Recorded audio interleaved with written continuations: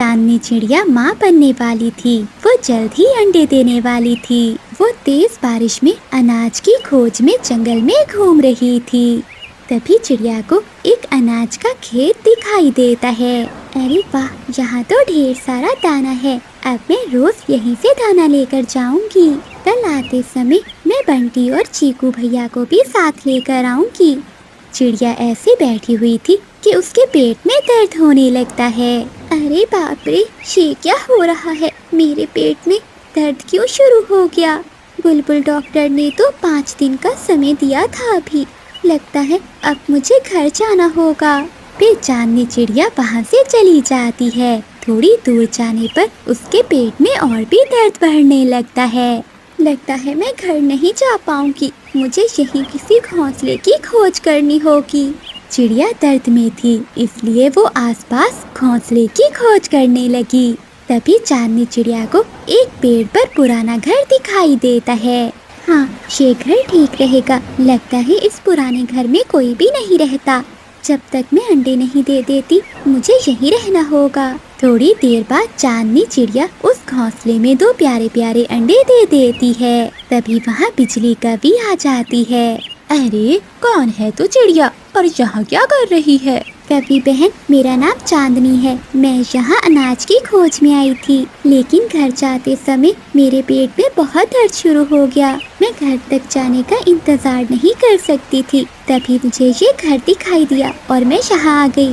अरे छोटी चिड़िया, एक तो तूने मेरा घोंसला छीन लिया और ऊपर से मेरे घोंसले में अंडे भी दे दिए। कभी बहन, मुझे माफ कर दीजिए। मुझे नहीं पता था कि ये घोंसला आपका है। मेरे बच्चे बाहर आने तक क्या आप मुझे यहाँ रहने देंगी?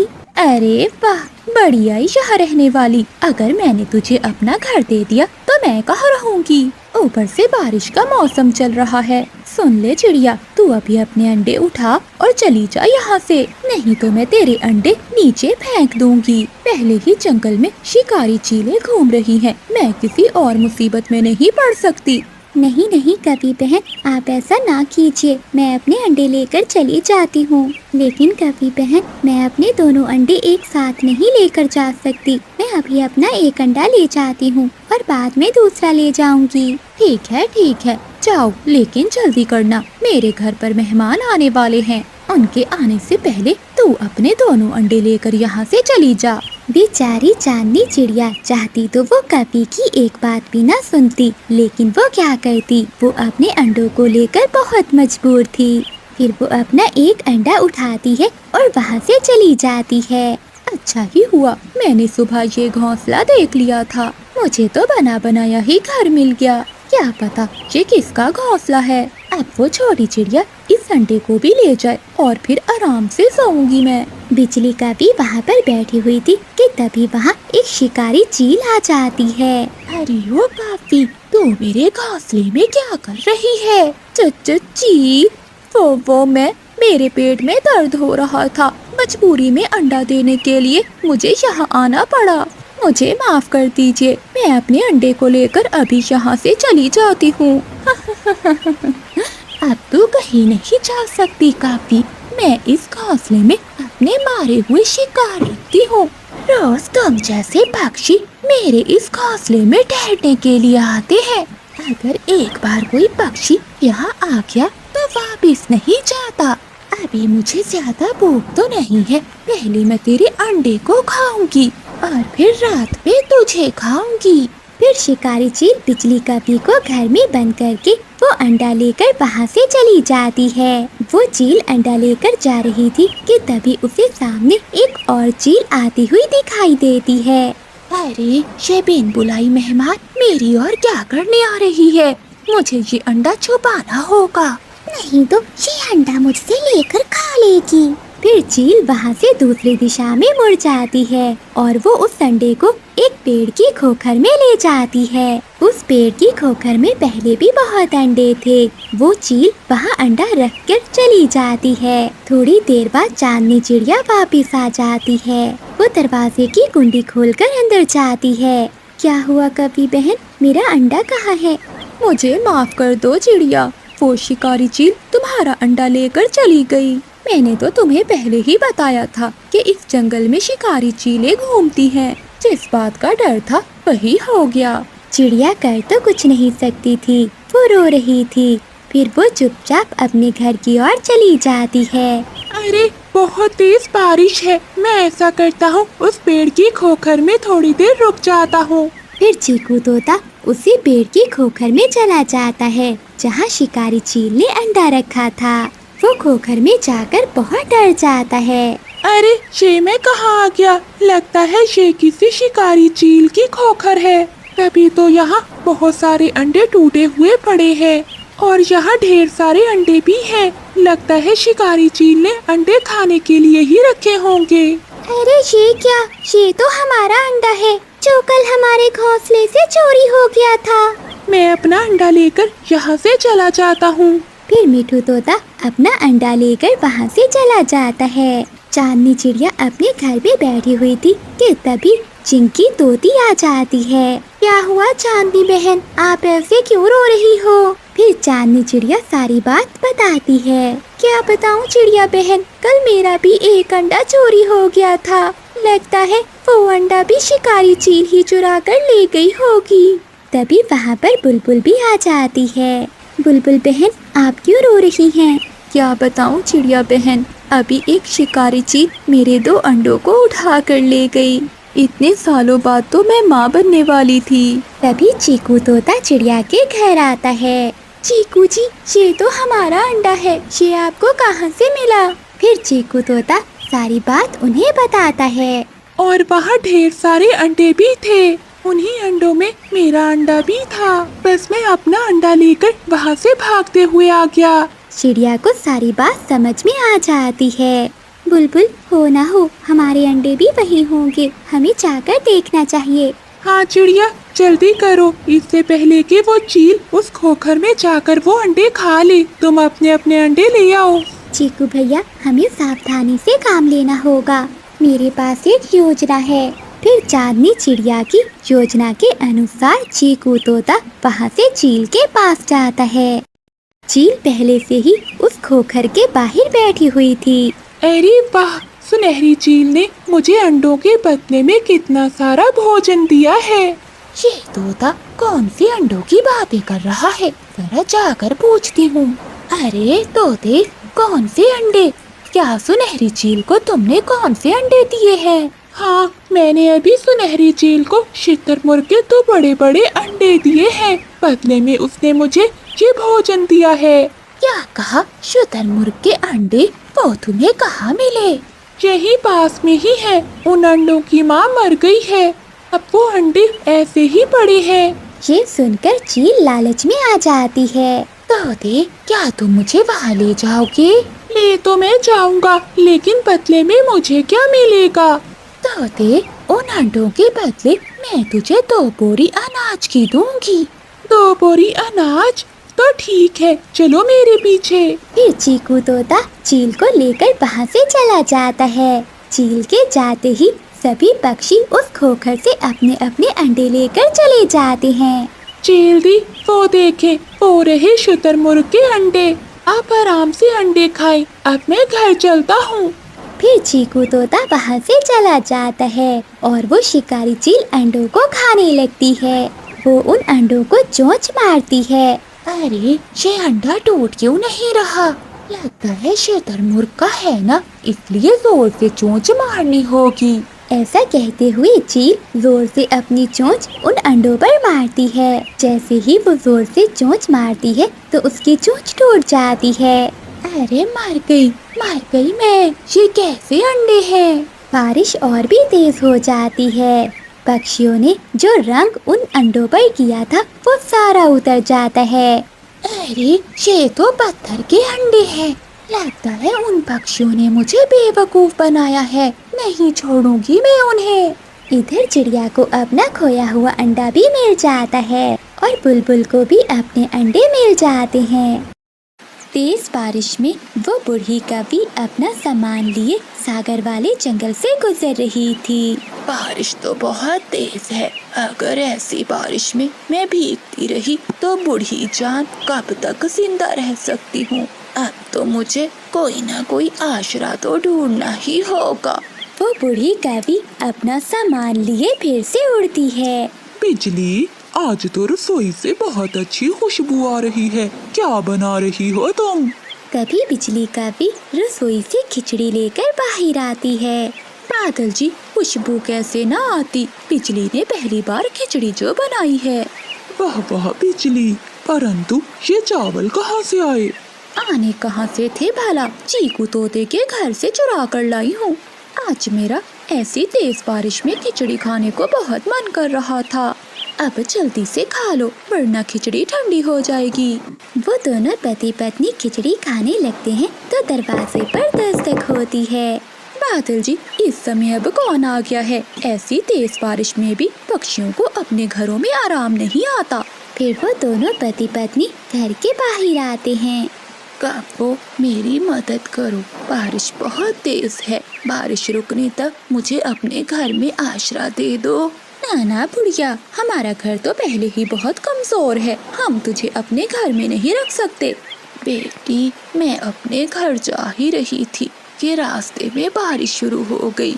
अब तो रात भी बहुत हो चुकी है। मेरा घर पहाड़ों के दूसरी दिशा में है। अगर इस समय मैं चली भी गई तो पहाड़ों वाली चीलें मुझे खा जाएंगी।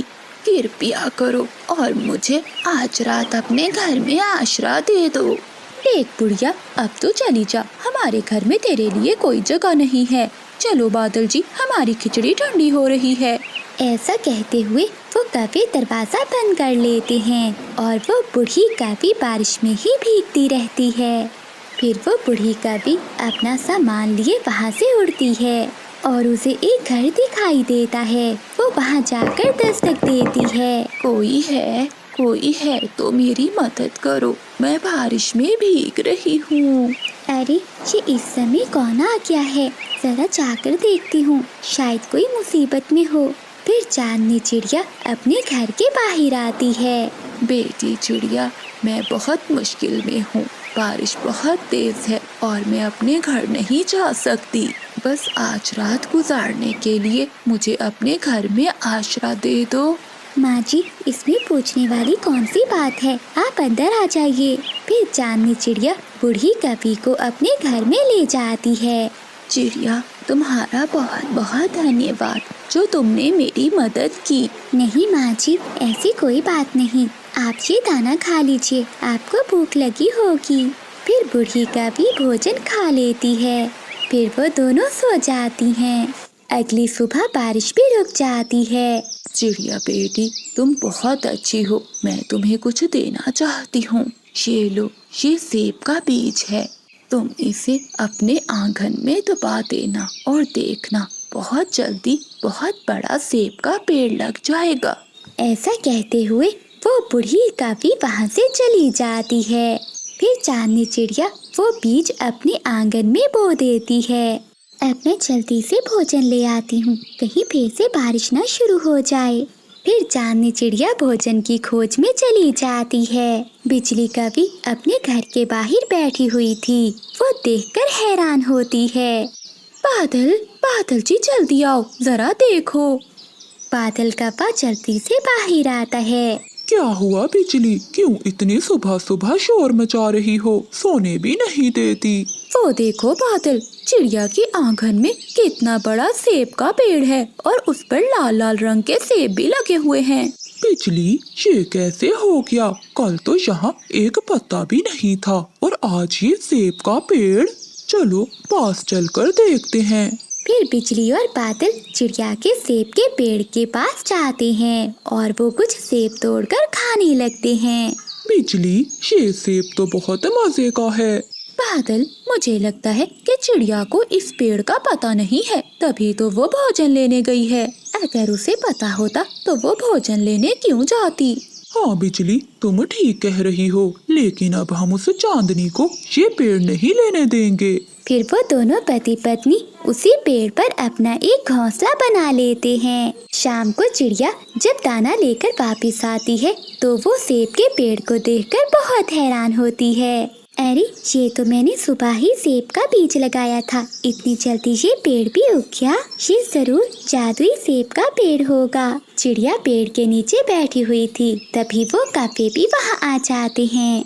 अरे ओ छोटी चिड़िया, यहाँ क्या कर रही हो? चलो जाओ यहाँ से। क्या मतलब बिजली? ये पेड़ मेरा है और मैंने ही सुबह इसका बीज बोया था। चांदनी, इस पेड़ पर हमने अपना घोंसला बनाया है और आज से ये पेड़ हमारा है। चली जाओ यहाँ से, वरना मार मार कर पंख तोड़ दूंगा मैं तुम्हारे। चांदनी चिड़िया तो पहले ही बहुत भोली भाली थी। वो कौवों से डर जाती है और वहाँ से चली जाती है। ऐसे ही कुछ दिन बीत जाते हैं। एक दिन वो बूढ़ी कौवी फिर से चिड़िया के पास आती है। माँ जी, आप तो वही है ना जो मुझे सेब का बीज देकर गई थी? हाँ बेटी, मैं वही कौवी हूँ, लेकिन बेटी उस पेड़ पर तो कौवे सो रहे हैं। बेटी वो कोई साधारण बीज नहीं था, वो एक जादुई बीज था। फिर चांदनी चिड़िया सारी बात बूढ़ी कौवी को बता देती है। बेटी ये कौवे बहुत चालाक हैं, इन्हें सबक सिखाना ही होगा। बेटी ये लो कुछ बीज, ये तुम अपने आंगन में डुबा देना, फिर देखना उन कौवों को सजा मिल जाएगी। ऐसा कहते हुए वो बूढ़ी कौवी वहाँ से चली जाती है। फिर चांदनी चिड़िया उन बीजों को अपने आंगन में डुबा देती है।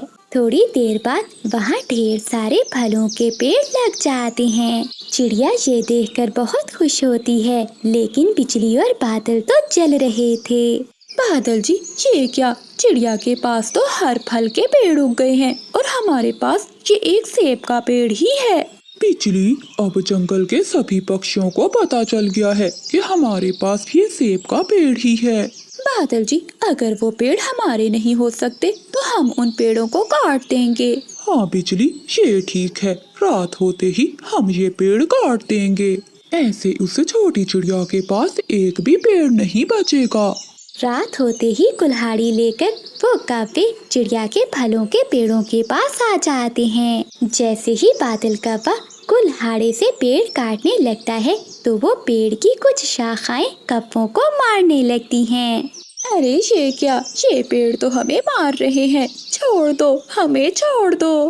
हाँ पेड़ जी, हमें छोड़ दो, हम यहाँ से दूर चले जाएंगे, छोड़ दो हमें। किसी तरह से अपनी जान बचाकर वो कौवे वहाँ से भाग जाते हैं।